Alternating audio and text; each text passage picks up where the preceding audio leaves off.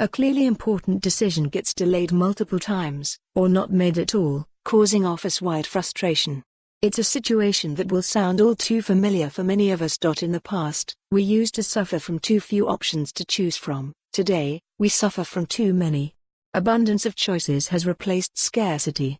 On top of this, the quantity of data and information at our disposal has grown exponentially thanks to resources like the internet, making it that much harder to decide between multiple choices.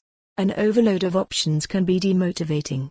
In fact, a study in 2000 by Sheena, Iyengar and Lepper found that people are more likely to purchase gourmet gems when offered a limited array of choices, rather than an extensive selection of 24. Big organizations often also suffer from a lack of accountability. Sometimes it's far from clear that a decision needs to be taken, let alone by whom. Delays and confusion emerge when no one is in charge. While algorithms and expert systems can help make the right decision, the most important choices are still left to human decision makers. As a result of all this, we are now facing an epidemic of indecision.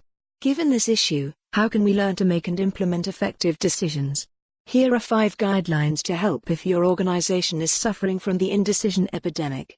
Limit your options. If faced with too many options, try to eliminate as many as possible. Can you apply knockout criteria to eliminate most of the choices? Then score the options, for example on a scale from 1 to 10, on a few dimensions that are important to you. Cut 1 decision out each day. For some people, making decisions over the course of the day can lead to decision fatigue. Try reducing your mental load. Cutting 1 decision out of their days is the reason why Barack Obama, Tim Cook and Mark Zuckerberg wear only 1 or 2 combinations of clothing. Time box your search. Not knowing if you've considered all the options can lead to I need more information anxiety. Allow yourself 30 minutes or an hour to research all the options you can find in that time frame. Chances are that you will have pretty much exhausted the list of available options after that session. Redefine your process. If you're unsure who needs to make a decision, the RG framework is a powerful approach that can help identify accountability. It stands for responsible, accountable, consulted, and informed.